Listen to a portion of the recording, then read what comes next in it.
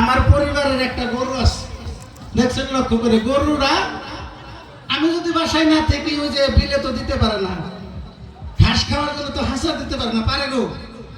তো কি করছে, কৌশল কায়দা করে আমাকে সমাজটা গরিব বাবাজি এই যে কি করছে, তরজা দিয়ে বেড়া দিয়ে একটা মসজিদ বানিয়েছে সাবরা দিয়ে। আগের যুগে তো গ্লেস ছিল, তাই না?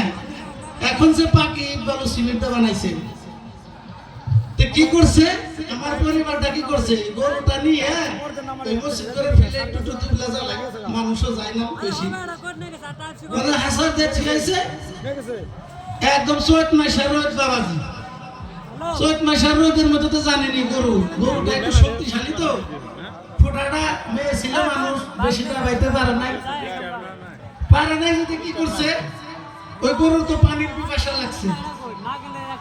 গরু কি করছে, শরীরে যা শক্তি আছে খাটাইয়া ওই খোঁড়াটা তুইলে আশেপাশে দেখছে কোন ছায়া আছে কিনা, দেখে কি একটা সাবরার মতো দেখা যায়, এক সাইডে একটু ভাঙাও।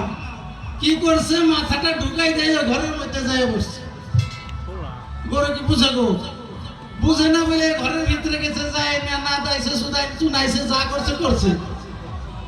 এমন শীত আমার ভাই একটু বিরোধী, উনি যায় বলে যখন এই যে জোহর উত্তর নামাজের সময় হয়েছে, তখন মসজিদ করে যায় দেখা সর্বনে গরু তো যায় না দাইছে, চুনাইছে, সব কিছু করছে। হ্যাঁ, রাগ উঠে গেছে, কুমুটিনে ফোন করে করে কইতেছে গরু কার, গরুর বিচার হন লাগবে। যতক্ষণ পর্যন্ত এই গরুওয়ালার বিচার না হইব ততক্ষণ পর্যন্ত এই মসজিদে নামাজ হইব। এক কাম করেন, এই গরু কার আগে বিচার না। এখন বাবাজি আমি তো বাসাই নাই, ওই কমিটির মানুষ যায় গরুর ধরে ধরে ঘুরতেছে, কার গরুর একটা বাচ্চা বলে আমার কাছে যে কবি সরকারের গরু। একদম তার রাগ উঠে গেছে, ও তো জীবনে নামাজে আসেই না, মসজিদ করে আসেই না, গরুতে অত্যাচার করে। হ্যাঁ, ওর উপরে একদম শরীয়তের বিচার হওয়া উচিত। হ্যাঁ, খেয়ে গেল শরীয়ত যারা করে শরীয়তের